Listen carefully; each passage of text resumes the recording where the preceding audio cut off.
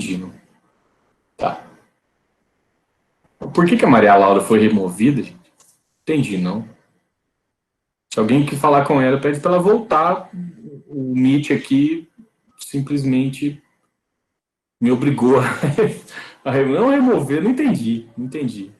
Por causa da gravação, ela acabou sendo renovada. Ah, ela voltou aqui já. Desculpa, Maria Laura, não foi eu que removi, foi o Google Meet, que é automático. Então tá, gente, hoje quem vai dar aula para vocês é a Tamires, né, sendo farmacêutica, formada aqui no CCO, né, tá, tem mestrado na farmácia, né, que você fez mestrado, não foi, o Tamires? É farmacologia. Mestrado em farmacologia na FMG e agora doutorado na USP Ribeirão também em farmacologia, especificamente com canabinoides, né? Ela trabalha com canabinoides, não é bem estudo em humanos, mas ela trabalha com animaizinhos, ratinhos, essas coisas. Então, ela vai começar a falar para vocês, eu acho que para mim, o ponto mais importante dessa disciplina, assim, que eu acho que a aplicação clínica ela é importante, sim, mas assim, sem conhecer o que é e para que serve, onde ele, como ele funciona, né, que é o sistema endocannabinoide, a gente não consegue raciocinar, fazer o raciocínio clínico em cima do que, né, das coisas que podem ajudar, né, que tipo de patologia, como que a gente trabalha com os canabinoides.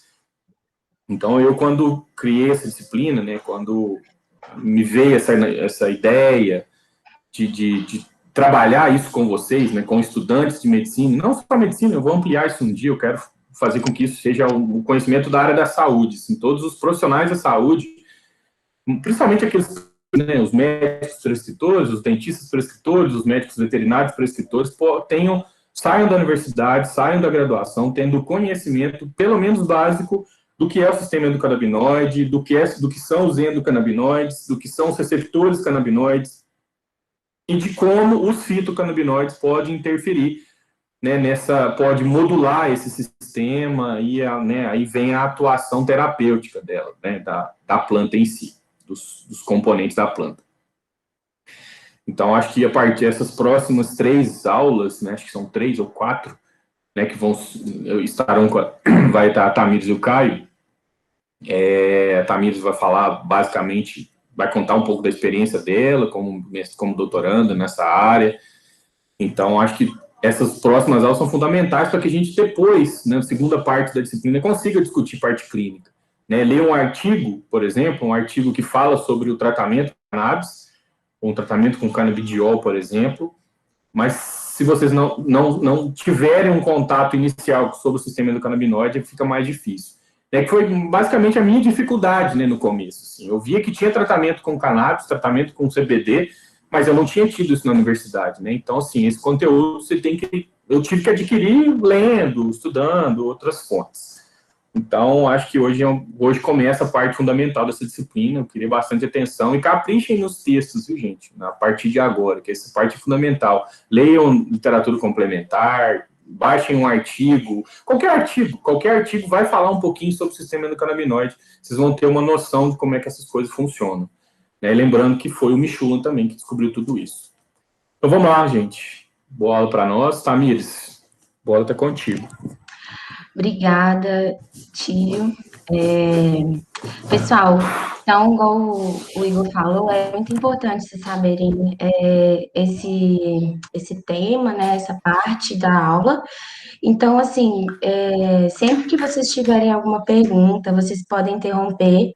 Acho que a maioria sabe que eu não vou ver mais vocês quando eu começar a apresentar a minha tela, mas eu vou tentar sempre parar e perguntar alguma dúvida nos momentos que forem mais importantes para a gente passar para frente. Então, não tenham vergonha, a hora de perguntar agora, pode perguntar depois também, mas já aproveita que está aí, né?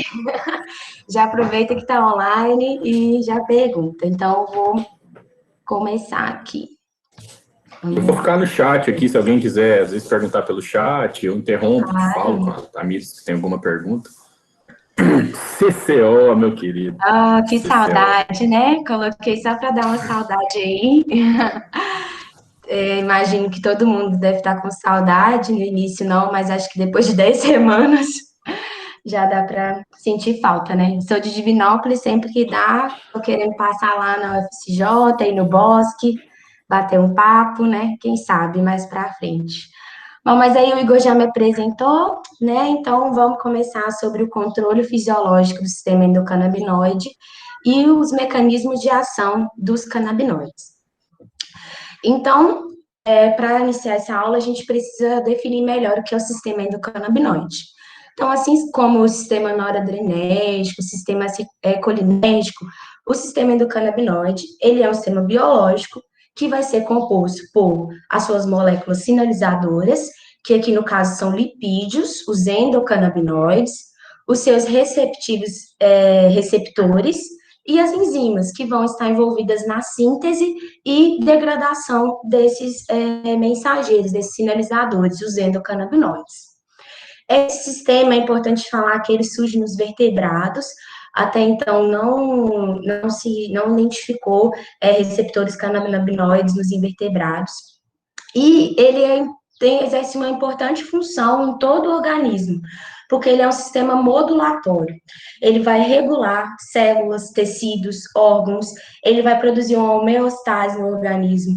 Ele também está envolvido no desenvolvimento do cérebro, que vai desde o período perinatal até a infância, adolescência, né? Então, ele vai regular a liberação de transmissores, liberação de citocinas, isso tudo a gente vai ver mais para frente. E como vocês já sabem, pelo documentário do Mechula, né, a história é muito bem passada na primeira aula, o sistema endocannabinoide ele é relativamente novo. Se você pensar que ele surge após a descoberta do primeiro receptor canabinoide, o CB1, né, que só acontece a partir do isolamento do princípio ativo da cannabis sativa, THC.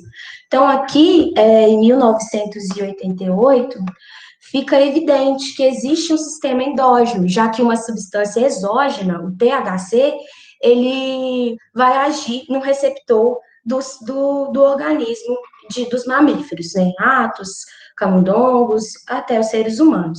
E eu acho interessante pontuar aqui que outro sistema, que é muito conhecido pela gente, o sistema opioide, ele também foi descoberto dessa maneira.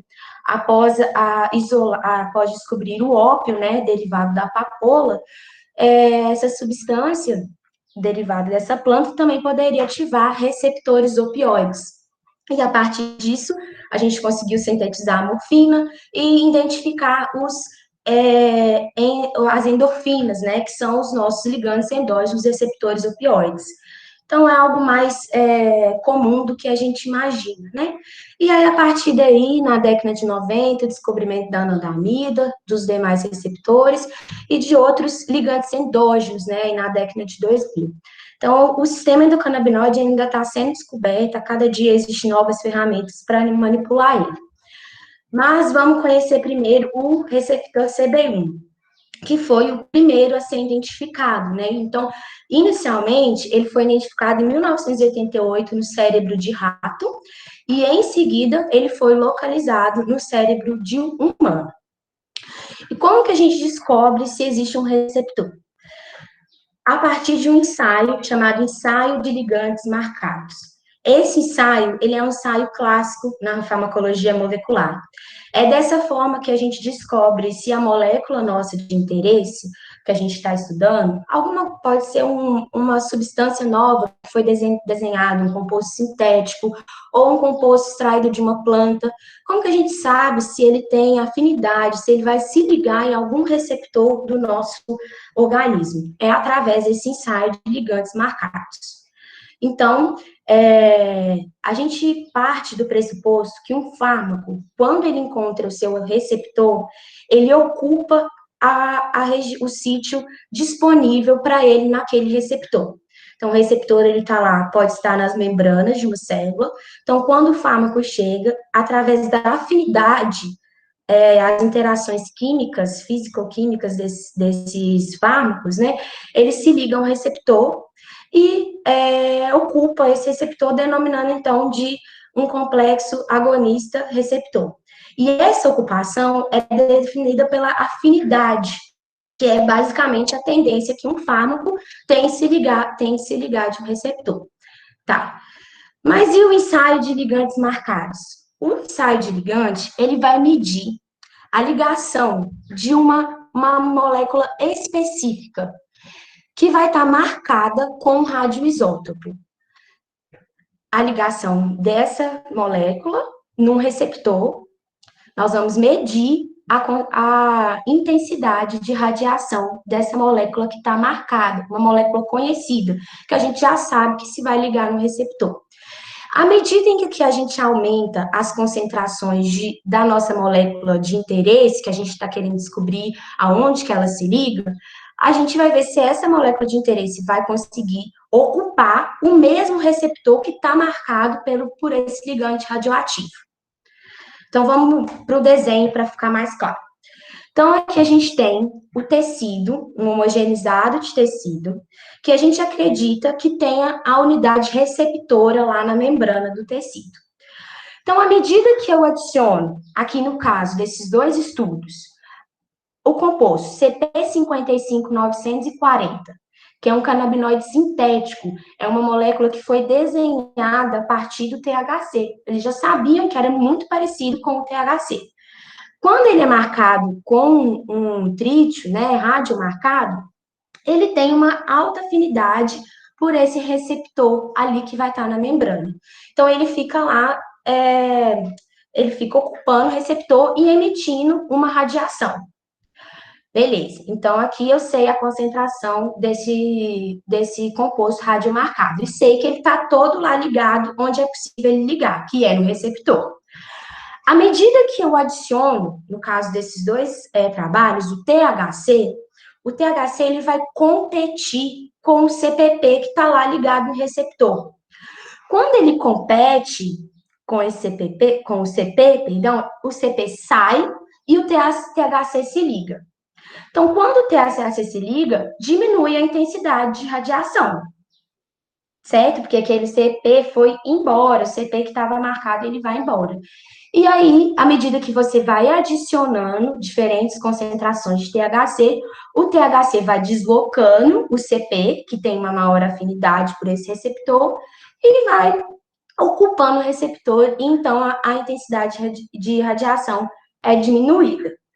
Então, vamos ver aqui num gráfico para ver se isso fica melhor. Então, esse gráfico, ele tem vários canabinoides, aqui todos esses sintéticos, variações desse CP55940.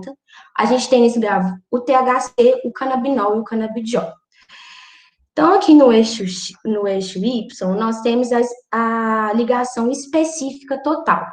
Então, eu fui lá e adicionei todo o meu CP radiomarcado, ele aderiu a todos os receptores, então eu tenho 100% de radiação sendo emitida, beleza? Então, aqui na bolinha clara, aberta, a bola aberta. À medida em que eu aumento a concentração de THC aqui no eixo X, então, menos log, então, à medida que eu aumento essa concentração, ocorre a diminuição dessa ligação específica, vista através da diminuição de radioisótopos. Então, aqui, ó, à medida que aumenta o THC compete com o receptor, o CP sai, diminui a fluorescência, a radiação, até com que essa ligação não seja mais vista. Então, aqui é possível dizer que existe uma região nas membranas das células, que o THC se liga, é a mesma região com o CP, e eles competem por aquela mesma região. Isso só pode ser um receptor. Alguma dúvida aqui sobre o ensaio de ligação? Tá, então eu vou continuar. Aqui, diferente, olha, o canabidiol, o losango fechado, então, que seria essa última linha. Então, é necessário uma quantidade muito maior de canabidiol, como vocês podem ver aqui pelo eixo X da concentração, para ocupar o receptor CB1. Ou seja, O canabidiol, ele tem menor afinidade por aquele receptor, porque precisa de muito canabidiol para tirar o CP55 de lá do receptor e diminuir a especificidade de ligação, diminuir a radiação. Bom, então, através desses ensaios farmacológicos que a gente consegue definir se a sua molécula de interesse, ela se liga no receptor e o quanto é necessário daquela molécula para ocupar esse receptor. E o quanto é necessário é definido como afinidade. Bom, mas não bastava esse trabalho, eles precisavam, então, clonar esse receptor CB1, e eles conseguiram fazer isso. Então, eles clonaram uma região de DNA complementar, que quando ele era codificado em proteína, ele era um receptor, porque os receptores são feitos de proteína. E essa sequência de aminoácidos, né, codificadas por essa sequência de DNA complementar, era diferente de todos os outros receptores conhecidos. Então, realmente, era um receptor diferente. E essa região que eles conseguiram clonar, ela tinha uma alta seletividade de ligação para os fitocannabinoides e para os agentes canabiméticos. Então, peraí, existe uma região do DNA que codifica uma proteína, que é um receptor, e existe uma alta seletividade de ligação para os fitocannabinoides e qualquer outra substância que tenha característica parecida com o canabinoide. Ou seja, realmente é um receptor que está lá. E através dessa técnica de hibridização in situ, que é uma técnica que permite detectar as sequências específicas de DNA ou RNA mensageiro, eles observaram que onde tinha o RNA mensageiro para poder codificar esse receptor, é o mesmo local que tinha as ligações das substâncias dos canabinoides no cérebro.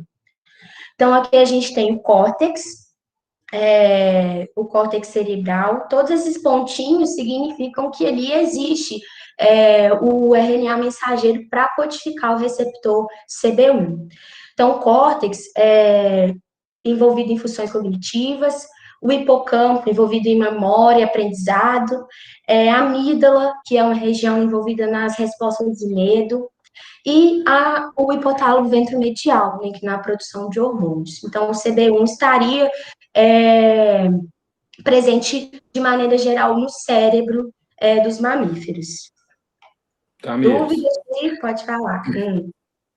A Larissa postou aqui, não sei se ela quer fazer a pergunta falando, mas eu vou ler. Se ela quiser, ela pode abrir o áudio e falar. Ela diz o seguinte: em relação à afinidade, é medida pela quantidade de substância necessária para se ligar, mas essa relação é direta ou inversa? Tipo, quanto menor a quantidade necessária, maior a afinidade ou o contrário? Quanto maior a substância necessária, menor a afinidade, porque você precisa de muita concentração, uma dose alta de canabidiol para, por exemplo, o canabidiol, para ele desencadear uma resposta. Entende? Então, o THC, ele precisa de uma concentração menor para deslocar o CP do sítio.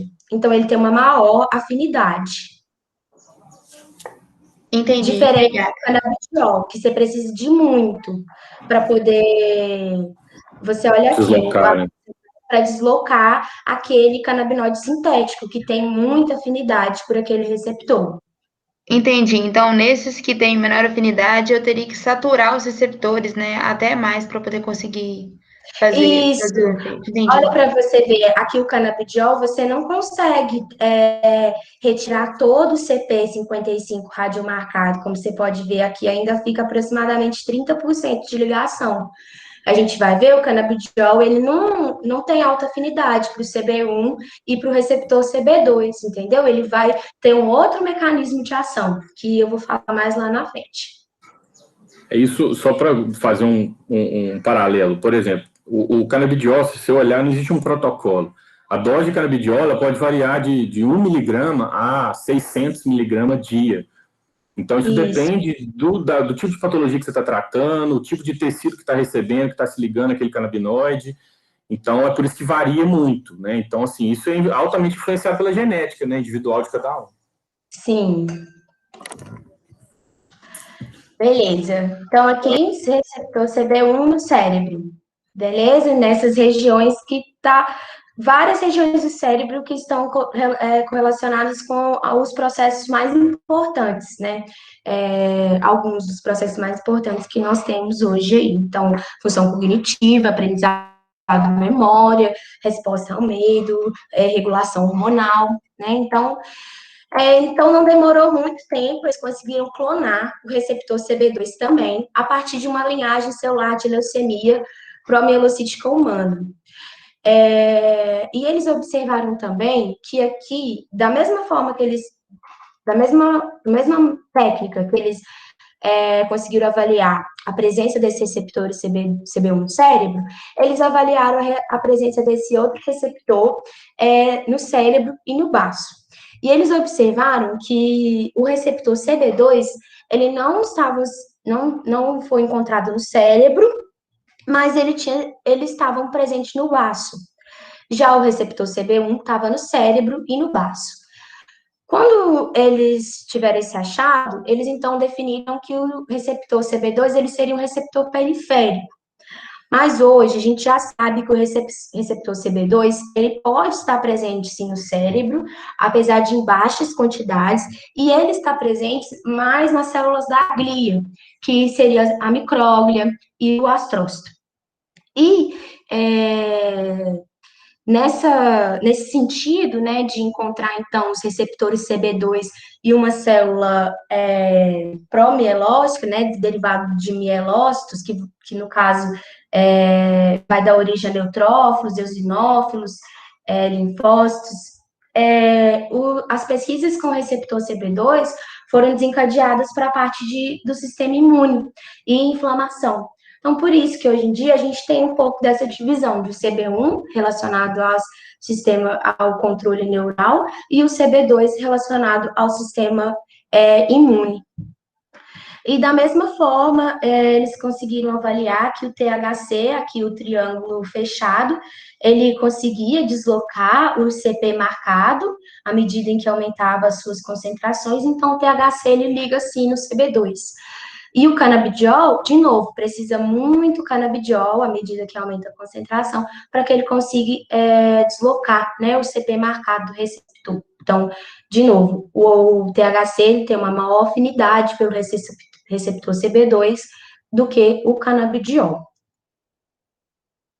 Tamires? Oi.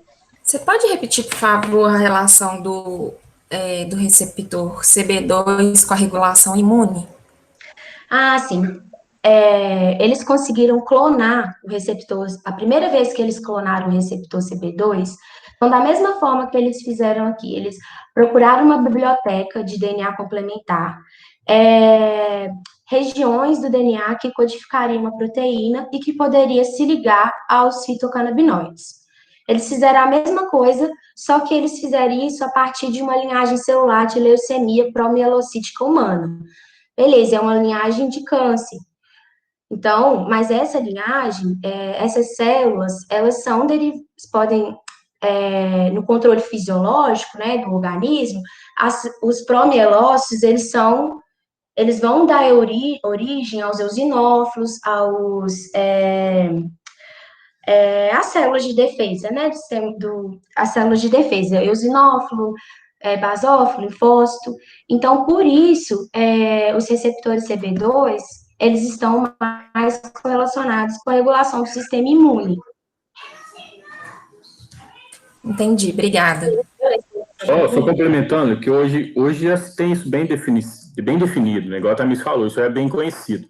As células do sistema imune, pensando, por exemplo, no baço, que é onde se produz essas células do sistema imunológico, principalmente mastócitos, né, etc., várias outras, elas expressam o CB2 de maneira praticamente quase que independente. Só tem CB2 nessas células, no baço, no timo,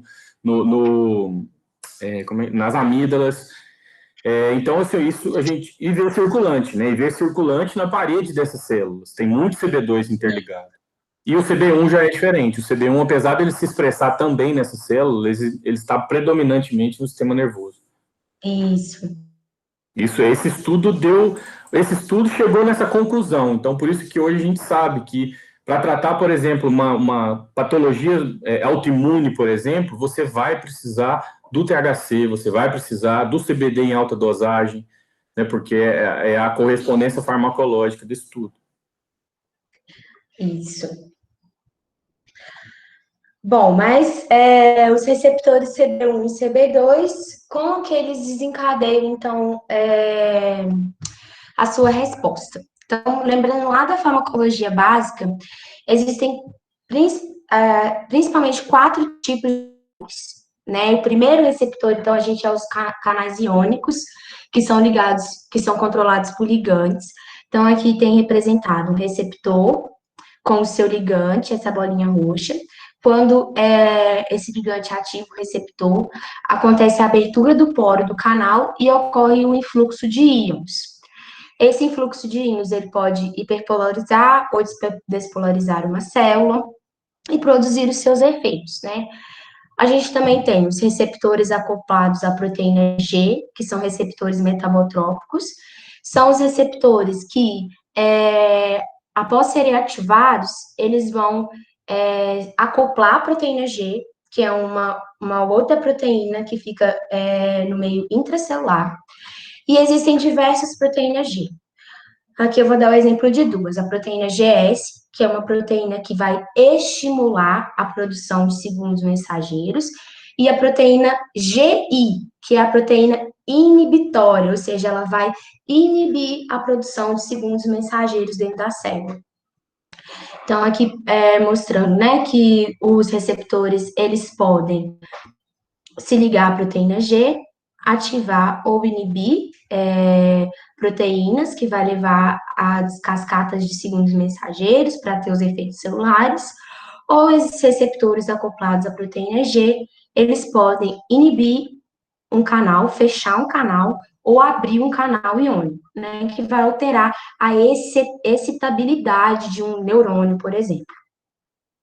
A gente também tem os receptores ligados às quinases, que vai fosforilar proteínas, transcrever genes, então também está relacionado a efeitos celulares, e os receptores nucleares, que estão dentro do núcleo, que quando ativados também estimulam a transcrição de genes, síntese de proteínas e efeitos celulares. Os receptores canabinoides, CB1 e CB2, eles são receptores acoplados à proteína G, eles são receptores metabotrópicos. Então, aqui, a estrutura do receptor CB1 em azul e a do CB2 em verde. Então, ele tem 7 alfa-hélices entre a membrana e voltado para o seu meio extracelular, a gente tem um domínio terminal, que é o local que reconhece o ligante. Então, o sítio ortostérico, local de reconhecimento do ligante, para que esse receptor seja ativado e voltado para o meio intracelular, a gente tem a cauda C terminal, que é justamente essa cauda que vai acoplar a proteína G e ativar a proteína G. Então, como eu disse para vocês, existem 2 proteínas, a inibitória e existem várias proteínas G, mas as principais é a S, que estimula, e a inibitória, que inibe. E o CB1 e o CB2, eles vão ativar as proteínas G inibitórias. Por isso que a gente fala que o sistema endocannabinoide é um sistema inibitório. Ele vai modular atividades que vão estar exacerbadas no organismo. Por isso que ele vai manter aquela homeostase que eu havia falado para vocês lá no primeiro slide. Então, aqui nós temos os endocannabinoides, ou THC, por exemplo, se ligando ao receptor CB1, que está lá na membrana da célula. O receptor CB1, ele vai se acoplar à proteína G, que tem 2 subunidades, a subunidade alfa e a subunidade beta-gama. Quando a subunidade da alfa da proteína GI é ativada, ela vai interagir com a adenilciclase, que é a enzima responsável pela produção de AMP cíclico a partir de ATP. E o AMP ciclo ativa a proteína quinase, que tem diversas funções celulares. Não vou entrar aqui em detalhes, mas vai ativar, vai fosforilar proteínas, ativar diversas vias, né, que vai promover transcrição de genes, a abertura de cálcio, várias ações dependendo do estado da célula. E a subunidade beta e gama da proteína GI, ela vai inibir canal para cálcio e vai abrir canal para potássio. E isso aqui é muito importante, porque quando o potássio sai de uma célula, por exemplo, de um neurônio, esse neurônio ele fica hiperpolarizado. E o que que isso significa? Que ele vai ter uma diminuição da atividade sináptica dele. Então, aqui, o CB1, ele tem um importante papel em regular a neurotransmissão. Então, quando a gente usa um fármaco que é agonista CB1 para epilepsia, basicamente é isso. Você está inibindo, de alguma forma, a hiperexcitabilidade de uma célula neuronal, através da abertura dos canais para potássio, que a célula fica hiperpolarizada, e o fechamento dos canais para cálcio, ou seja, não é possível com que tenha a liberação de um neurotransmissor. Os receptores canabinoides, eles vão agir de outras formas também, promovendo transcrição de genes, destino celular, sobrevivência celular, divisão celular, várias ações, dependendo da forma com que ele vai ser ativado. Ele vai ter uma sinalização. Tudo bem até aqui? Esperar um pouquinho. É isso. Então, gente, CB1 e CB2 vai se acoplar a uma proteína inibitória e vai inibir, então, algumas enzimas importantes nos efeitos celulares, tá? Então, de maneira geral, a gente tem que os receptores CB1, eles estão nos terminais pré-sinápticos dos neurônios, eles vão estar lá no cérebro, e eles estão relacionados com a redução da liberação de neurotransmissores, como GABA, glutamato, acetilcolina e noradrenalina. Então, quando a gente tem o THC produzindo seus efeitos de euforia, a gente imagina que o THC ele ativa o receptor CB1, que vai inibir a liberação de GABA. GABA é um neurotransmissor inibitório. Então, a gente tem aí diversas vias sendo citadas e você tem a euforia. E como eu disse, o sistema endocannabinoide ele é modulatório. Então, você também pode ativar o receptor CB1 e diminuir a liberação de glutamato, que é um neurotransmissor excitatório, que vai estar muito relacionado, então, aí com as crises convulsivas, tratamento com os canabinoides. Já os receptores CB2, eles são células do sistema imune e hematopoéticos, igual eu vou te falar. Então, ele está correlacionado com a indução de apoptose de células imunes, diminuição de proliferação de células imunes e a produção de citocinas pró-inflamatórias. Ele vai aumentar a secreção de citocinas anti-inflamatórias. Então, aqui a gente já tem um panorama do que o sistema endocannabinoide pode fazer, né? Ele pode ter um controle neuronal e também um controle do sistema imune, produzindo efeitos anti-inflamatórios, analgésicos, dentre outros.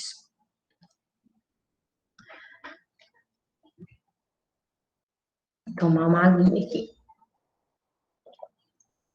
Então, agora a gente já conhece os dois receptores mais famosos aí do sistema endocannabinoide. Não são os únicos, mas os mais famosos. Então, a gente tem que saber quem são os endocannabinoides, que acredito que todo mundo já sabe, né, que viu o documentário do Meschula, o professor Meschula.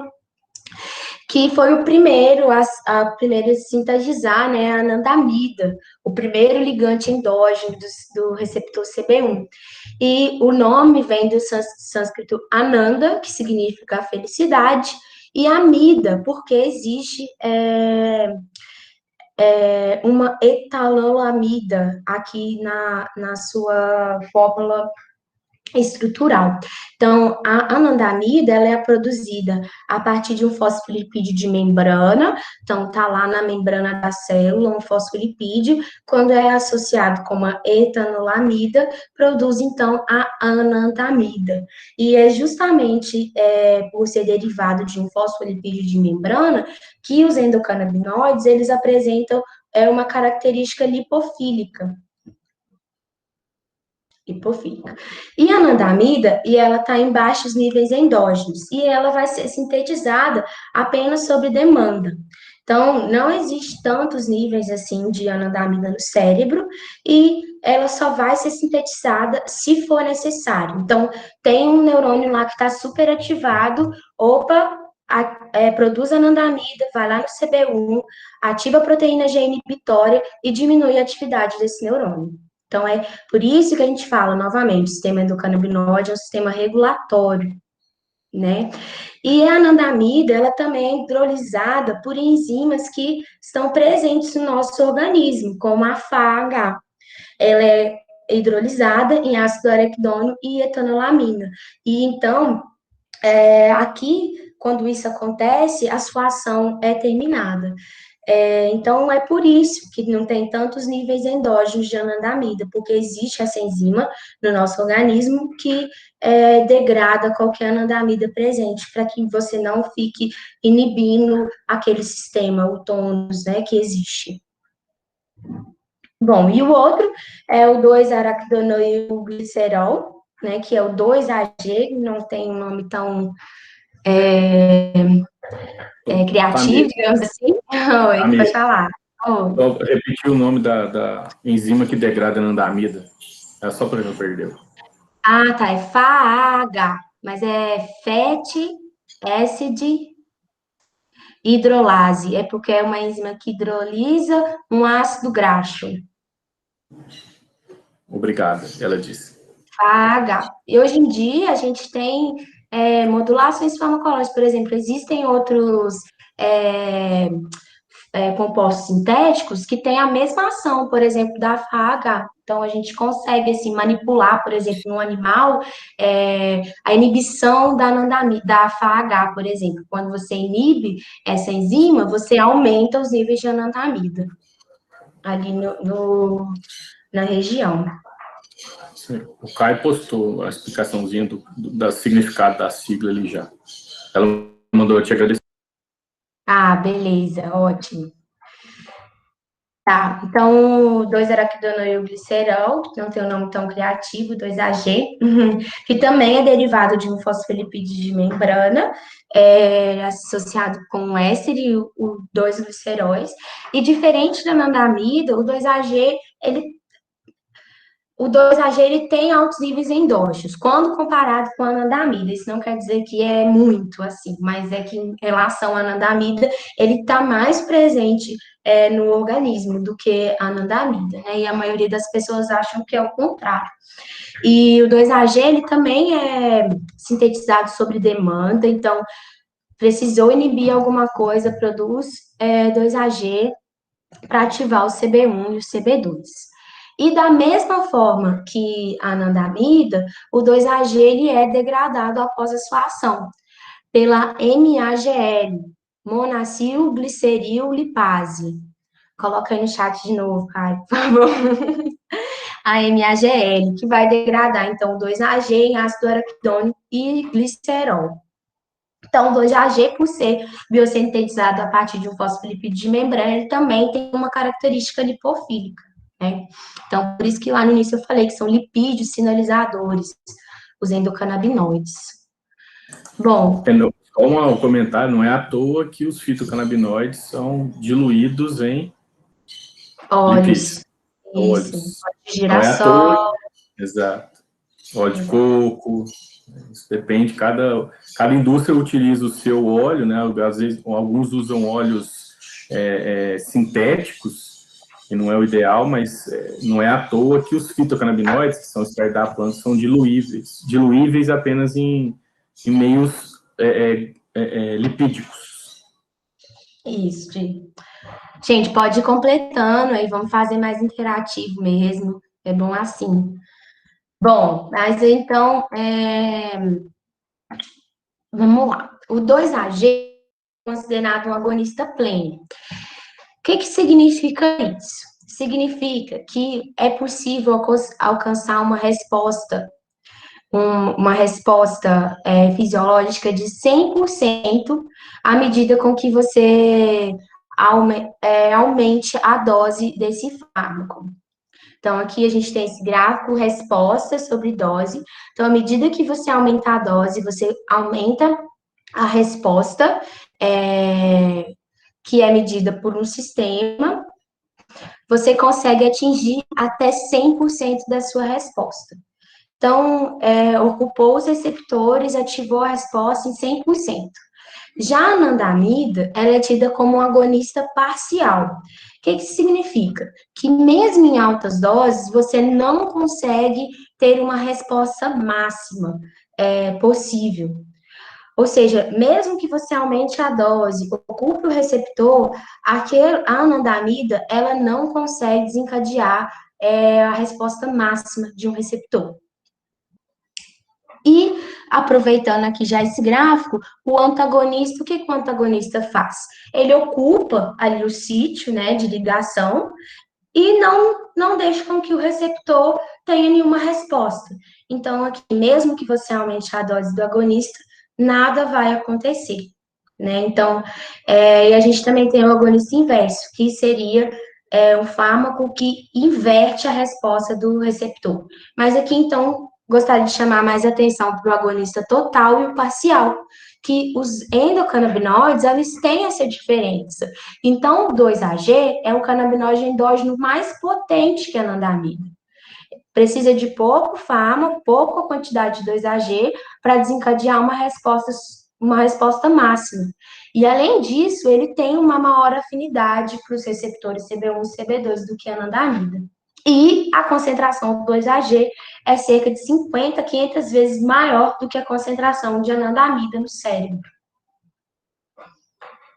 Tudo bem? Então, aqui a gente tem outros canabinoides, endocannabinoides, que a maioria das pessoas não tem conhecimento, trouxe só para vocês terem aí, pelo menos visualizar alguma vez quem são esses outros endocannabinoides.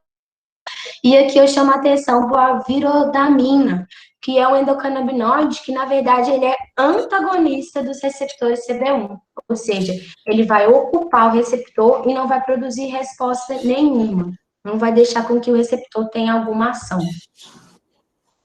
Pode falar. Não? Achei que tinha o microfone ligado. Eu acho que é o meu que ficou ligado. Ah, não, então eu vou continuar. Eu estava pensando o seguinte, desses outros receptores que... isso acaba que eu já tinha ouvido falar, não sei se talvez esteja desatualizado. Esses outros receptores, esses outros endocannabinoides, desculpa, se tem alguma coisa, assim, uma coisa mais concreta do jeito que a gente tem do 2-AG e do anandamida, ou ainda é meio obscuro? Então, eles foram caracterizados em 2008, 2010. Eu acredito, assim, que tenha bastante coisa, mas acho que acredito que eles estão em concentrações menores, e então por isso eles não são tão explorados, assim. Mas desde 2008 o pessoal já tem conhecimento. Tá. Valeu. Tamires. Oi? Só assim, falar, aproveitando o gancho da Tamires, nesses endocannabinoides novos, é porque você pegar uma matriz biológica complexa, por exemplo, um homogenato de cérebro, humano, e você conseguir detectar esses endocannabinoides neles é uma tarefa de muito desafio. Dosagem de endocannabinoides é um tema complicado. Essa natureza lipídica deles dificulta qualquer análise cromatográfica, coisas assim. Então, detectar eles já é difícil. Eu imagino que caracterizar a ação fisiológica deles deve ser mais complexo ainda, principalmente que eles acontecem em baixíssimas doses, né? Ocorrem em baixíssimas quantidades no organismo. Tá. Antigamente o pessoal tinha só o Di Marzo que fazia, que é um pesquisador italiano, só ele conseguia dosar esses endocannabinoides, devido a essa dificuldade de isolar eles mesmos, né, que a gente viu essa característica lipídica. Mas hoje em dia, outros grupos de pesquisa conseguem fazer, e tenho quase certeza que aqui na faculdade de farmácia da USP, o pessoal já está conseguindo padronizar, pelo menos a anandamida. Bacana.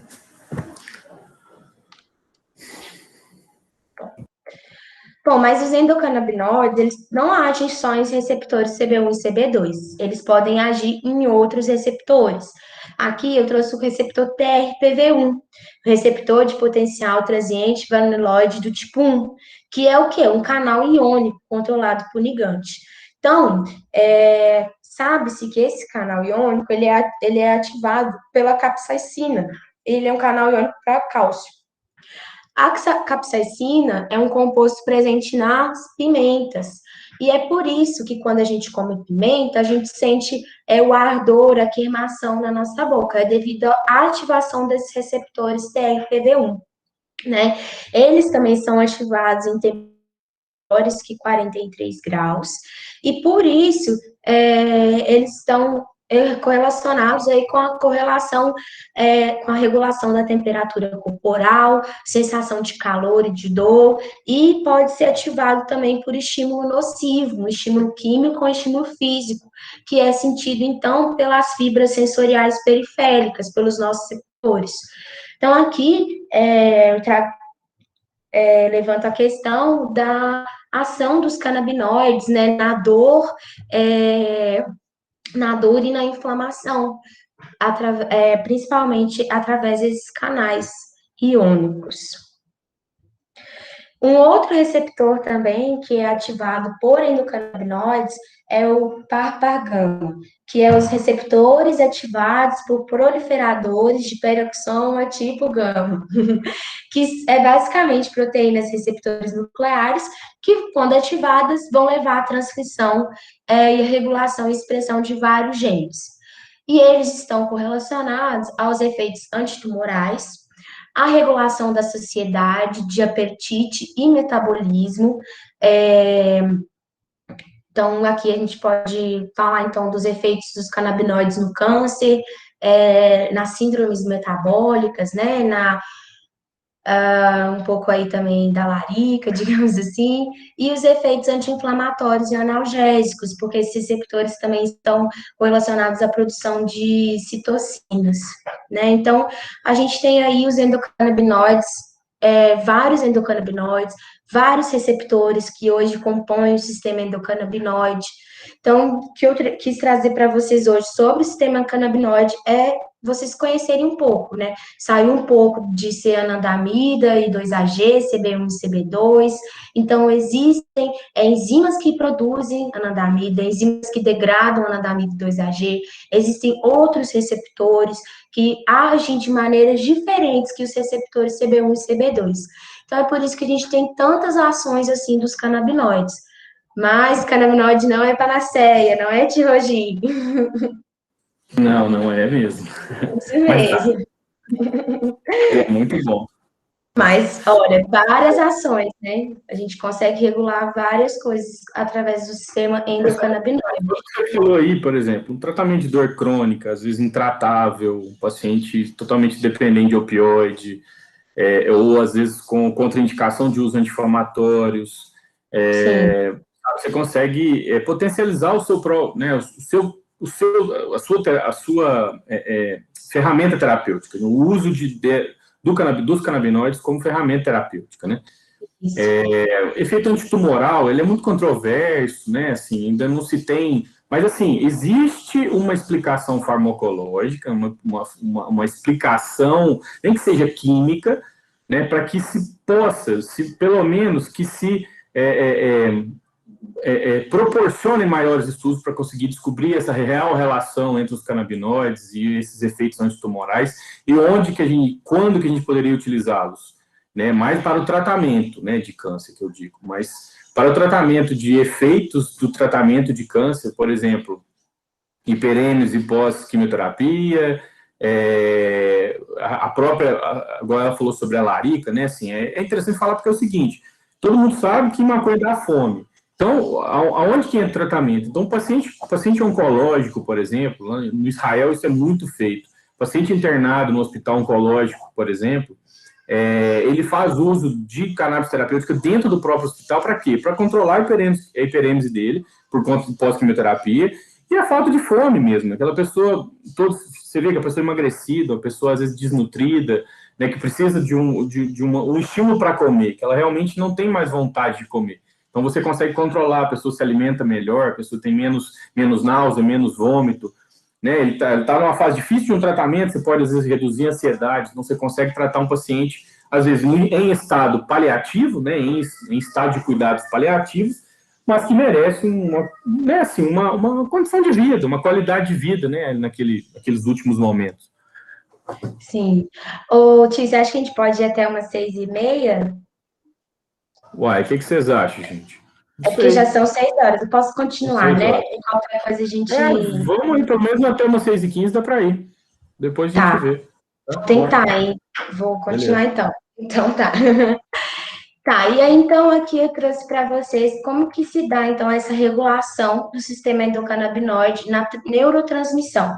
Eu falei aí que o CB1 ele vai inibir um receptor, um neurônio que estiver muito ativo, mas vamos entender melhor aqui a partir dessa figura.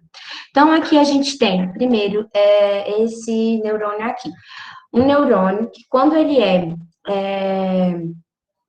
estimulado, ele vai liberar o glutamato. Então, o glutamato é um neurotransmissor excitatório.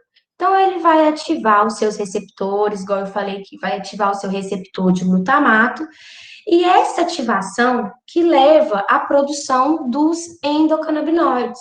Como eu falei, eles são produzidos sob demanda. Então, lá no neurônio pós-sináptico, vai ocorrer a produção do endocannabinoide, aqui mostrado pelo 2-AG, mas também poderia ser anandamida. Então, um neurônio pós-sináptico libera seus neurotransmissores, ativa os seus receptores, e esse neurônio pós-sináptico fica muito ativado. Aí, o próprio neurônio, a maquinaria celular diz: produz endocannabinoide, a gente precisa dar uma diminuída nesse neurônio pré-sináptico aí, que está mandando muito neurotransmissor aqui, a gente está muito ativado.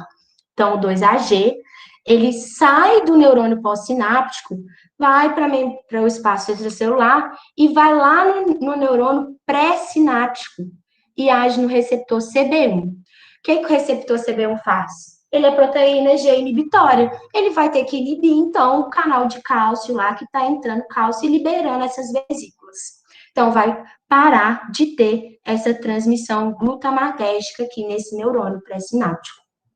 Beleza? Em seguida, o 2-AG, ele é captado para dentro dos neurônios, seja pré-sináptico ou pós-sináptico, e dentro desse neurônio, ele é degradado.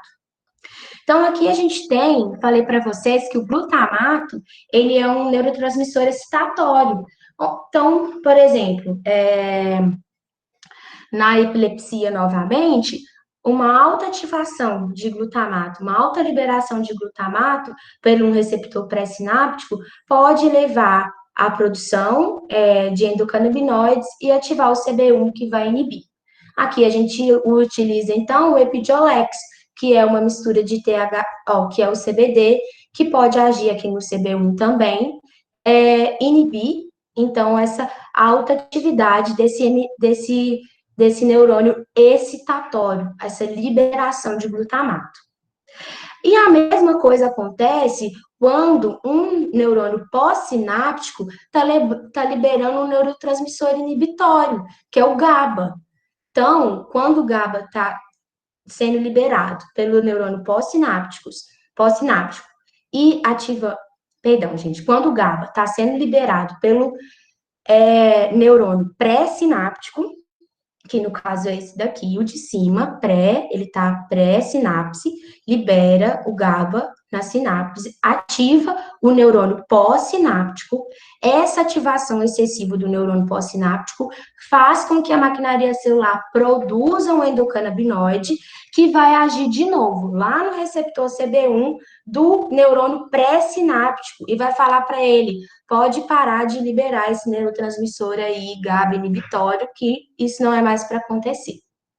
Então, aqui, a gente pode trazer o efeito do THC, por exemplo. O THC, ele vai agir aqui no receptor CB1 e vai inibir a inibição, porque o GABA é inibitório. Então, inibindo a inibição, você tem os efeitos de euforia. Então, de novo, o sistema endocannabinoide, ele é regulatório, modulatório, inibitório, e ele age de forma retrógrada. Ele é produzido no neurônio e vai agir no neurônio de cima, inibindo aquela ativação. Entenderam? Alguma dúvida aqui? Mas eu vou só compartilhar com você. Você falou sobre o Epidiolex, né? Assim, só para. Eu vou compartilhar um PDF que é a bula dele aprovado pelo FDA americano. O Epidiolex nada mais. Já coloquei ali para eles darem uma olhada. Só o que é o Epidiolex. Você pode continuar só para entender o que é o Epidiolex. O Epidiolex é um medicamento vendido nos Estados Unidos, ele não tem no Brasil, né? Ele é um canabidiol sintético e ele é responsável por vários estudos, né? Assim, a maioria mas grande parte dos ensaios clínicos feitos nos Estados Unidos usa o Epidiolex como, né, uma das terapêuticas, né? Assim, não o controle, mas usa o Epidiolex porque ele é registrado lá no FDA, reconhecido e tal. Aí eu publiquei, só para vocês terem ideia o que é o medicamento. Eu vou falar mais para frente também, e na aula que vem, eu vou falar bastante dessa questão desses ensaios clínicos com óleo, né? Como é que é essas concentrações. Mas vamos lá, tem que terminar de hoje. Bom, então... Posso fazer uma pergunta rapidinho? Esse raciocínio, né, da inibição pura ou da inibição serve tanto para o THC quanto para o CBD, essa imagem desses neurônios? Mais para o THC, porque a gente vai ver que o CBD ele não tem tanta afinidade assim pelo receptor CB1. Mas o que eu quis dizer aqui seria os sintomas de euforia, assim, né? Que o pessoal fala ficar doidão. Tá Seria mais nesse sentido, assim. Mas, assim, tem que lembrar que aqui eu estou mostrando para você uma sinapse, né? Um neurônio falando com o outro. A gente tem que pensar também que isso aí está acontecendo em vários locais do cérebro, né? Então, pode estar acontecendo no hipocampo, mas o hipocampo, ele manda aferências excitatórias para o córtex. Então, assim, é algo muito mais amplo, né? Que acontece, assim, do que a gente está vendo aqui. Sim, o efeito final não é tão previsível, né? Isso. Tá joia, obrigada. São várias conexões, né, cerebrais, e a gente viu que o CB1 receptor, ele está em várias regiões do cérebro, né? Então, cada lugarzinho do cérebro vai fazer alguma coisa, né? Seria nesse sentido. Bom, então, o mecanismo de ação dos canabinoides, que seria a segunda parte da aula. Então, semana passada, o Caio falou para vocês aí dos fitocannabinoides, e vou falar um pouco hoje deles novamente. Não vou falar do mecanismo de ação de todos, mas a gente pode conversar melhor depois, se vocês quiserem que eu aprofundo em cada um dos fitocannabinoides. Posso mandar textos também, e dos canabinoides sintéticos. Bom, então, aqui eu trouxe o THC, que é um agonista dos receptores CB1 e CB2. Isso aí a gente já falou. E, a partir do THC, foi desenvolvido o dronabinol, que é vendido nos Estados Unidos comercialmente como Marinol. O Marinol, ele é basicamente um isômero do THC. Então, aqui, se vocês verem a estrutura do THC e do dronabinol, ele vai se diferir na posição, né? Na posição dessa estrutura molecular. Então, ele é basicamente um THC, mas numa forma diferente, um isômero do THC. E o dronabinol, ele é indicado para um estimulante do apetite, igual o professor Igor acabou de falar.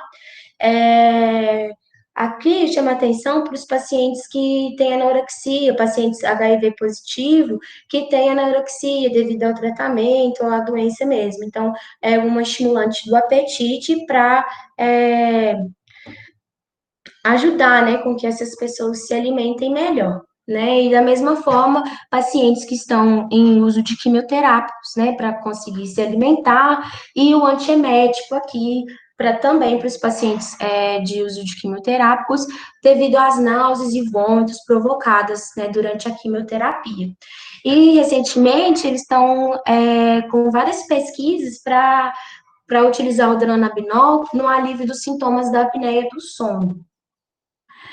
Bom, e também comercializado nos Estados Unidos, a gente tem o anabilona, que é um canabinoide sintético, e ele também é um antiemético, mas também é utilizado como analgésico auxiliar para dor neuropática e fibromialgia. Então, ambos são agonistas dos receptores CB1 e CB2. Bom, a partir também do THC, foi desenvolvido outros agonistas sintéticos. Então, o THC ele tem uma atividade parcial nesses receptores, CB1 e CB2. E eles tentaram desenvolver canabinoides sintéticos, que agora seriam agonistas plenos dos receptores, que quando ativa o receptor, ele causa uma resposta máxima. Hoje em dia, esses três que eu trouxe aqui para vocês, o CP55-940, que a gente já falou mais para frente, o WIN55 e o HU210, são compostos utilizados mais na pesquisa pré-clínica, porque eles têm um alto risco. Hoje em dia, os Estados Unidos está vivendo um risco de um grande aumento, né, do abuso desses canabinoides serem muito fortes. Então, está virando quase um problema de saúde pública lá, né, a utilização desses canabinoides sintéticos. E a gente existe um caso de um fármaco que já foi colocado no mercado, o rimonabant, que é um canabinoide sintético, o Acomplila, que no caso ele é antagonista dos receptores CB1. E ele foi muito utilizado para o emagrecimento. E realmente, gente, ele dava certo. Isso eu acho que foi em 2008 que foi feito os estudos. Só que ele foi liberado antes de concluir os estudos clínicos. E o rimonabant, ele causou tendência de suicídio em muitas pessoas que estavam utilizando. E dentro do ensaio clínico, 4 pessoas que estavam utilizando o rimonabant cometeram suicídio. Então, aqui eu trago para vocês, né, a importância de falar desses canabinoides sintéticos, né, do perigo que eles podem apresentar, sim, devido à sua alta afinidade nos receptores. Então, aqui o rimonabant era um fármaco promissor para o emagrecimento mesmo, obesidade, antagonista, mas, no entanto, antagonista dos receptores CB1, alterou toda a composição neuronal, né, das pessoas que estavam utilizando, a maioria desenvolveu algum transtorno psiquiátrico, mas o mais grave era a tendência a suicídio, e pessoas chegaram a cometer o suicídio tomando rimonabant. Atualmente, eles têm estudado a tetrahidrocanabivarina, que também é um antagonista dos receptores CB1, mas também é um agonista parcial dos receptores CB2. E a tetrahidrocanabivarina, ela é um fitocannabinoide. E da mesma forma que o Rimonabant, ela tem sido utilizado para tratamento de intolerância à glicose associada à obesidade, né? Então, seria mais voltada a síndromes metabólicas, né? Para regular, né, o metabolismo, e ainda está em estudos clínicos. A gente tem um fitocannabinoide nessa mesma linha que o Rimonabant, assim, né? Mas lembrando que a tetridodocanobivarina, ela não é apenas agonista do receptor CB1, ela também age nos receptores CB2. Bom, e o canabidiol? Então, falar do canabidiol. O canabidiol, ele tem uma tendência muito baixa, ele tem uma baixa afinidade para se ligar nos receptores CB1 e CB2. Quando a gente analisa aqui esse tal de KI, que é basicamente a medida de afinidade de um fármaco por um receptor. Então, quanto maior esse valor, menor afinidade. A gente já falou disso. Precisa muito fármaco para ativar um receptor. Então, a afinidade dele é baixa. Então, esse valor aqui é alto. Então, olha quando a gente compara com a anandamida, o tanto que a anandamida tem maior afinidade para o receptor CB1 do que o CBD. Então, isso levou com que os pesquisadores acreditassem que o CBD ele age de uma forma alostérica nos receptores CB1 e CB2. Não só isso. Aqueles ensaios de bind lá, que eu expliquei no início para vocês, eles tentaram fazer com canabidiol, mas o canabidiol, ele parece não agir no sítio ortostérico, no sítio de ligação, que é específico para os ligantes. Parece que o canabidiol age em outro lugar, que até está lá no meio da membrana. Eu falei para vocês que o receptor CB1, ele tem 7 alfa-hélices atravessando a membrana. E na cauda dele para fora, no meio extracelular, é onde os ligantes conseguem interagir e ativar o receptor. Parece que o canabidiol não consegue se ligar nessa parte de fora. Ele se liga em um outro sítio, que devido à sua característica lipídica, ele consegue permear a membrana e se ligar nesse sítio alostérico. Então, quando ele se liga ao receptor CB1 e CB2, ele age de forma negativa, ele diminui o tônus do receptor CB1. Então, um dos mecanismos do canabidiol seria através dessa modulação alostérica negativa.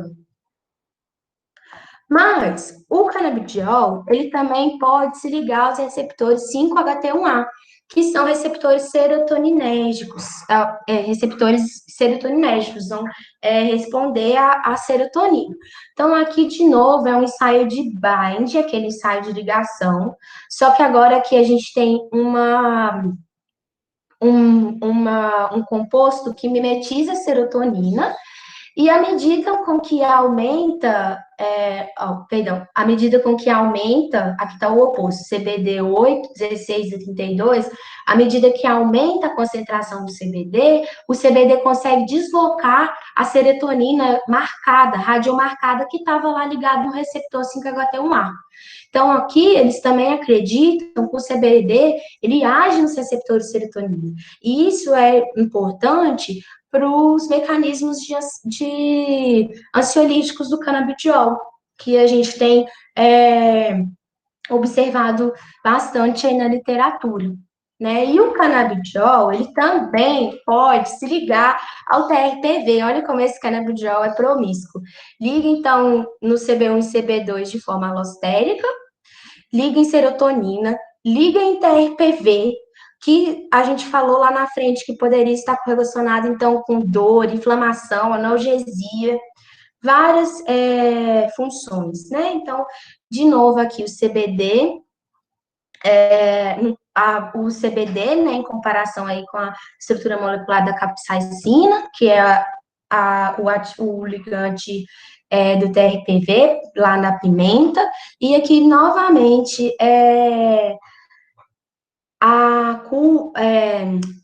um gráfico falando quando você aumenta a concentração, no caso, o CBD, aqui o losango aberto, esse daqui, né? Eu acho que à medida que você aumenta a concentração do CBD, você consegue ter uma resposta do receptor de TRPV. Que no caso aqui, você lembra que eu falei para vocês que o TRPV era um canal para cálcio, então eles avaliaram o quanto de cálcio entra na célula para falar que o CBD ele estaria ativando o TRPV e produzindo uma resposta de aumento de cálcio intracelular via TRPV. E aqui seria a capsaicina, né, que seria o ligante principal do TRPV. O canabidiol, ele também pode inibir a enzima que degrada a anandamida. E quando ele faz isso, ele aumenta a concentração de anandamida, que vai lá ativar o receptor CB1. Então, aqui, nessa imagem, a gente tem o CBD. Ele pode inibir a FA, aumenta a FAH, que é a enzima que hidrolisa a anandamida, aumentando os níveis de anandamida, que, por sua vez, vai agir no receptor CB1 e CB2. O CBD também pode agir de forma alostérica, negativa, no receptor CB2. O CBD, ele pode ativar a 5-HT1A, ele pode entrar na célula e lá no núcleo ativar o receptor nuclear que a gente falou. E o CBD, ele pode também ativar o TRPV. Então, o CBD ele tem vários mecanismos de ação, o que explica, né, todos esses efeitos benéficos aí que a gente tem visto do canabidiol. Alguma dúvida? Tô acabando, prometo. Bom, então o Epidiolex, que eu comecei a falar aí para vocês, o Epidiolex é o CBD purificado, e ele é utilizado para tratar duas síndromes de Dravet e a de Lennox-Gastaut, que são síndromes de epilepsia que acontecem em crianças, e como eu já dei vários spoilers aí para trás, o mecanismo de ação, né, para o efeito antiepilético, anticonvulsivante, seria através desses canais iônicos, que então reduziria a hiperexcitação neuronal. A gente também tem o outro produto, que é o Sativex, que é o CBD e o THC na composição 1:1. Então, se tem 100, um exemplo, se tem 100 ml, 50 ml é de CBD e 50 ml é de THC. E o Sativex, ele é utilizado no tratamento da espasticidade moderada severa decorrente da esclerose múltipla. E acredito, então, que o CBD e o THC, eles vão agir aí como agonistas dos receptores os receptores canabinoides, a fim de restabelecer a rigidez dos membros e melhorar a função motora do paciente. Então, gente, a gente viu que o sistema endocannabinoide, ele tem várias formas de você modular ele tem vários efeitos, e a gente viu também que existem vários canabinoides, terpenos, o Caio falou um pouco disso na aula passada. Então, assim, uma planta composta por tantos compostos, todos têm a sua função, né? Então, aqui eu citei a função de alguns fitocannabinoides, mas nesse sentido, foi criado o termo efeito entourage, que é um termo francês que significa comitiva, ou seja, a cooperação de todos esses fitocannabinoides, de todos esses diferentes ligantes para dentro do sistema endocannabinoide. E esse termo, ele foi criado pelo professor Rafael Mechula e pelo Ben Sabat, no intuito de deixar claro que a ação dos canabinoides em conjuntos, elas são mais benéficas do que quando você usa eles em separado, né? Então, o óleo de cannabis in natura, ele vai oferecer efeitos mais abrangentes do que os oferecidos por compostos isolados, como CBD e THC. Então, aqui a gente deu o exemplo lá do rimonabant, que é um canabinoide sintético antagonista de CB1. Ele teve efeitos, né, e vários efeitos indesejáveis, efeitos colaterais indesejáveis, e hoje em dia eles estão estudando um fitocannabinoide, né, a tetroidocanabivarina, que pode ser antagonista de CB1 ou agonista de CB2. Então, seria mais nesse sentido, que o uso do óleo extraído da planta, ele teria um efeito mais abrangente, assim. Por exemplo, o CBD, ele pode antagonizar alguns efeitos indesejáveis do THC, entendeu? Porque, como por exemplo, incluindo a intoxicação, a sedação, taquicardia, e ao mesmo tempo, o CBD, ele vai ter as propriedades dele analgésicas, antieméticas, né? E outro exemplo, o canabigerol, que inibe muitos efeitos do THC por produzir um efeito oposto, ou seja, o canabigerol é um antagonista dos receptores CB1. E ele também vai bloquear a ativação de serotonina para reduzir os efeitos colaterais psicoativos.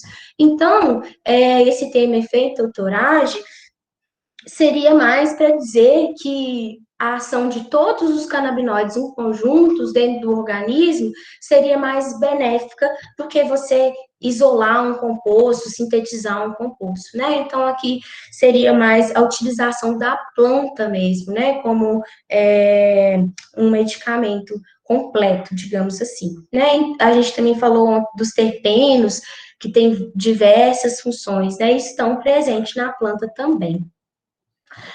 Bom, espero que eu tenha sido um pouco clara. Se alguém tiver mais perguntas, comentários, podemos ficar aí. Passei um pouquinho do horário, mas foi um prazer. Falo demais, posso falar mais. Top demais. Só essa questão do entourage, acho que é legal porque esse efeito comitiva, né, esse efeito sinérgico entre essas substâncias, esses fitocannabinoides, isso não é uma exclusividade da planta cannabis, né? Isso existe em outros compostos de outras plantas. Mas ele ficou muito conhecido por conta do Michulan, quando ele descreveu esse efeito, quando eu não sei se foi ele que deu o nome, mas foi ele que descreveu. Tem outro, hoje tem um pessoal fera hoje que trabalha com esse efeito, que eles utilizam os óleos full. Os óleos full são aqueles óleos onde eles são extraídos da planta e você pode, às vezes, deixar em algumas plantas o CBD em maior proporção, o THC em menor proporção, ou, às vezes, retirar praticamente total do THC, deixar uma concentração bem menor. São os óleos que a maioria dos óleos que a gente tem no Brasil, ele tem um teor de THC abaixo de 0,3%, depois eu vou explicar para vocês por que tem essa porcentagem. Então, mas você consegue garantir esse efeito comitivo, né? Esses outros fitocannabinoides que estão em pequena proporção, mas que conseguem, por exemplo, antagonizar e diminuir o efeito colateral do CBD, né? Então, eu acho que está entre os artigos que eu vou mandar para vocês, é um artigo que fala sobre a diferença quando você usa o CBD isolado, né? Você pega, por exemplo, um Epidiolex e faz um ensaio clínico com o Epidiolex de um lado e um óleo full, por exemplo, de outro. Esse estudo ainda não tem, mas você consegue observar em estudos separados que a dose de canabidiol que se usa quando se usa o Epidiolex, ela é muito maior do que quando se usa um óleo full. Então, uma criança, às vezes, com uma epilepsia, por exemplo, síndrome de Dravet, que a criança tem 50, 100 convulsões dia, o uso do canabidiol, uma criança dessa pode chegar a usar, às vezes, 300, 400 miligramas de canabidiol por dia para conseguir controlar suas crises, né? E, às vezes, quando se coloca um óleo full, né, você consegue reduzir essa dosagem de canabidiol associada aos outros em pequena proporção mais presentes, os terpenos presentes, o THC presente, os outros canabinoides presentes, você consegue reduzir com o mesmo efeito terapêutico para 50 miligramas, 80 miligramas de canabidiol ao dia. Então, esse é o efeito comitivo. Aí que se descobriu, quando se viram que quando se usa algo isolado, se usa uma concentração muito maior. Então, concentração muito maior, você corre o risco de ter efeito colateral. Então, assim, o CBD, apesar de ser uma droga, né, um composto muito seguro, ele é uma droga, ele provoca efeito colateral. Né, comparado a outros medicamentos, é um efeito colateral muito simples, né, muito fácil de se controlar, dose dependente, você reduz a dose, você controla o efeito colateral, mas ele existe. Então, ele pode gerar uma sensação de instabilidade, tontura, boca seca, às vezes dor de cabeça, mas mais aquela sensação de estar nas nuvens, né? Ficando meio... como se tivesse usado a própria maconha mesmo, fica aquela sensação de estar flutuando, né? Ou às vezes com tontura, às vezes um pouco de náusea, isso depende, né, do que a pessoa pode desenvolver pelo excesso da dose, mas ele tem efeitos colaterais. Então, é uma coisa que a gente precisa entender, que quando a gente usa o óleo full, você precisa reduzir a dosagem do CBD. Se você troca um medicamento, por exemplo, um Epidiolex de um paciente por um óleo, por exemplo, um óleo importado, que seja full, que seja extraído da própria planta, você tem que ter a ideia de que você vai precisar reduzir aquela dose de canabidiol, porque senão ele vai fazer vários efeitos colaterais. Essa é a ideia do entourage, né, assim, do efeito comitivo. Alguns chamam de efeito locomotivo, meio que um vem trazendo o potencial do outro. Isso. Esse aí é top. Mais alguma pergunta, gente? Alguém quer fazer alguma pergunta sobre isso? Essa aula de hoje é muito importante, para vocês conseguirem entender como usar, aonde usar, por que usar, né? E por que ainda faltam muitos estudos e muita coisa para a gente entender melhor, né? Tudo isso, ainda falta muita coisa. Infelizmente, a gente tem uma ciência que começou a olhar para os canabidiol e para os outros muito recentemente. Se você pensar que foi aí em 1990, né? Isso. 32 anos já, mas as pesquisas ainda tá aí. as pesquisas bombaram de 10 anos para cá, né? Hoje todo mundo quer estudar, quer ver, fazer um ensaio clínico, alguma coisa. Então tem saído muitos bons estudos, e a maioria de 2017, 16 para cá, que começaram a ter os estudos mais robustos, né? Mais bem organizados. Mas eu acho que é isso, gente. A aula ficou top, foi muito legal, assim, bem esclarecedora exatamente do que seria isso. Deixa eu ver se eu tenho. Se alguém quiser fazer alguma pergunta... Eu posso voltar também. Eu acho que falar um pouquinho daquela importância, né, das enzimas, não sei se a Tamires vai falar um pouco sobre isso, mas a questão das enzimas que degradam, né, assim, as enzimas que metabolizam esses canabinoides, por exemplo, no fígado, que geralmente, a grande maioria delas faz parte daquela família do citocromo P450. Mas isso aí é da aula que vem, perfil farmacocinético. Você vai falar disso. Não esquece, não vou dar spoiler, não. Não, pode falar, claro. Bom que você dá um spoiler para mim montar minha aula. Não, é porque a questão é importante, essas questões do citocromo, por conta das interações medicamentosas, né? Então, a gente tem uma importância que a gente dá, em regra geral, todos os anticonvulsivantes, né? Em especial alguns deles, o próprio Marevan, né, que eles são metabolizados pela mesma família de enzimas, então eles podem potencializar, quando você entra com algum canabinoide, você pode potencializar o efeito desses medicamentos, né? Então o paciente pode, por exemplo, ele tem um RNI de 2,3, fazendo tratamento com Marevan, de repente você começa com um canabinoide, o RNI dele vai lá a 5, 6 e ele começa a ter hemorragia.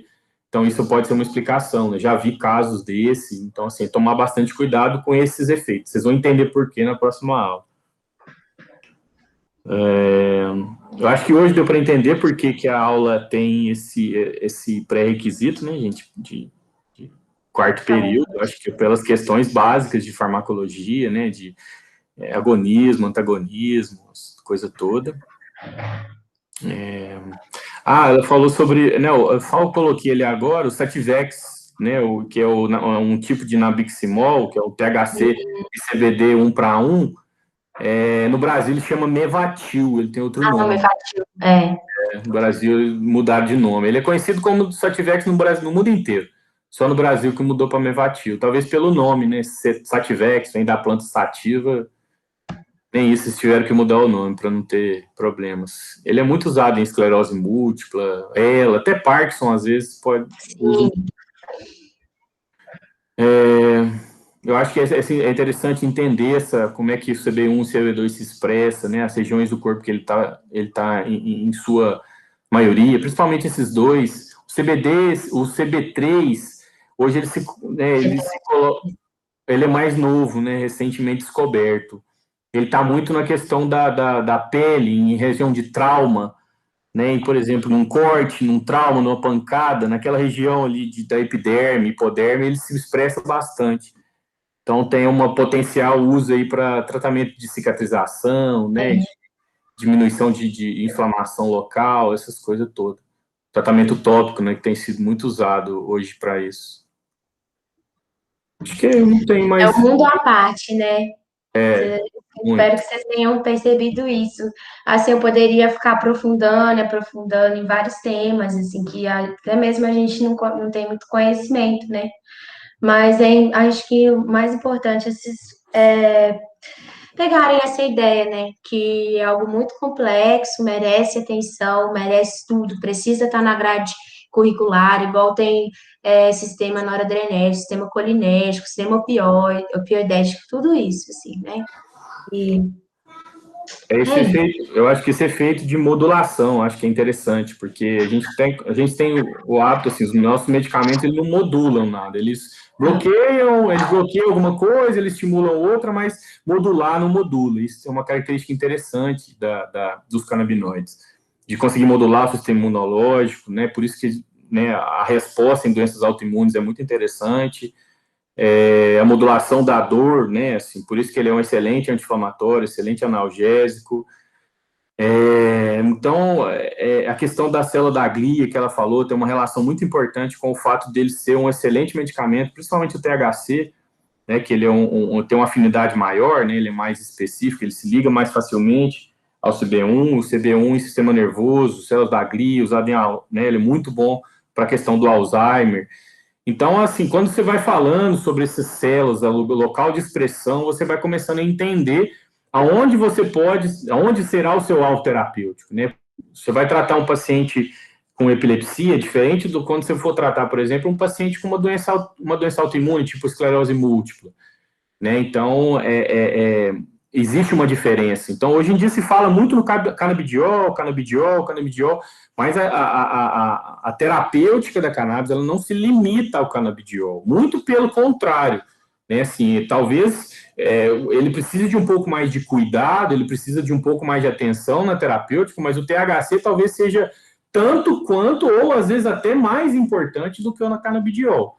Né, o canabidiol, ele nos proporciona uma segurança muito boa, né? Assim, a tolerância dele é muito boa, a segurança dele é muito boa, não existe nenhum relato na literatura de canabidiol não sintético, aí tem que ser claro, do canabidiol, por exemplo, um fitocannabinoide, do canabidiol isolado, não existe nada na literatura com questão de efeito colateral grave, né? De problemas graves de saúde, às vezes até óbito, isso não existe, não tem nada relatado. Sonolência, né? O pessoal relata muito sonolência, tontura, nada demais. O THC já tem um pouco mais você tem que ter um pouco mais de atenção. Então, ela falou sobre o THC sintético, né, o Marinol, né, que é o nome comercial. No Brasil, ele não tem. Hoje, no Brasil, com THC, só o Sativex, só o Mevatil. Todos os outros, né, no caso, o outro é o canabidiol isolado. Mas o THC sintético, ele pode proporcionar efeitos colaterais, inclusive, né, igual o artigo, vou mandar aquele artigo para vocês, ele aumentou, né, 2 vezes, dobrou, né, a chance de risco de suicídio e depressão grave. Então, é um cuidado que a gente tem, né, o THC tem uma influência grande né, no sistema psiquiátrico, né, assim, uma tendência a fazer psicose, ela existe sim, então a gente tem que tomar cuidado. Então, é por isso que eu acho que as pessoas têm um pouco de demonização em relação ao THC. A gente tem que desmistificar isso. Tem que ter cuidado, sim, mas eu acho que o THC, em certas ocasiões, em certas patologias, ele é fundamental tanto quanto o canabidiol. E os outros juntos, né? Assim, você garantindo esse efeito comitivo, usando igual, por exemplo, você usar um Mevatil, por exemplo, para tratamento de esclerose múltipla, ele melhora muito a espasticidade, às vezes até a condição de locomoção do paciente fica melhor, a questão das dores muda muito, mas tem que ter o THC. Então, ele é seguro também, desde que você saiba utilizá-lo, né, e para quem utilizá-lo. Acho que é isso, gente. Mais alguma coisa? Quer fazer algum comentário? Caio, quer falar alguma coisa? Caio, pergunta ali, você quer falar algo? Nunca quer falar. Gostei muito da aula, achei boa mesmo. E uns rápidos comentários só. questão de uso de canabinoide tópico, já tem pessoal que usa no Canadá uma pomada para tratar artrite reumatoide baseada no mecanismo sobre TRPV dos canabinoides, fitocannabinoides. Isso é interessante, né? Tá vendo? As possibilidades terapêuticas vão aparecendo, mas é interessante notar que a grande contra-argumentação em relação ao uso dos fitocannabinoides, né, na terapêutica, seriam os efeitos colaterais. Eu não sei se alguém aqui já tomou uma dose alta de Rivotril para ver o que é efeito colateral. E ficar pautando isso, todos os argumentos em cima de que tem um efeito psicotrópico, é complicado. Porque todos fármacos se tomar têm algum errar a efeito mão colateral. num benzodiazepínico, você vai ver, mas ele está lá vendido a R$4 a caixa. A própria morfina, né, cara? A própria morfina. Ou qualquer outro opioide que você vai utilizar, acho que a segurança de você usar às vezes até um óleo, seja artesanal, acho que é mais seguro do que você utilizar, às vezes, morfina em alta dosagem. Mas é isso, gente. Eu acho que é questão da gente ir tentando abrir um pouco das possibilidades, né? Abrir nossa cabeça, abrir um pouco da... Agora que eu vi que estou com a câmera desligada. Abrir a cabeça mesmo, abrir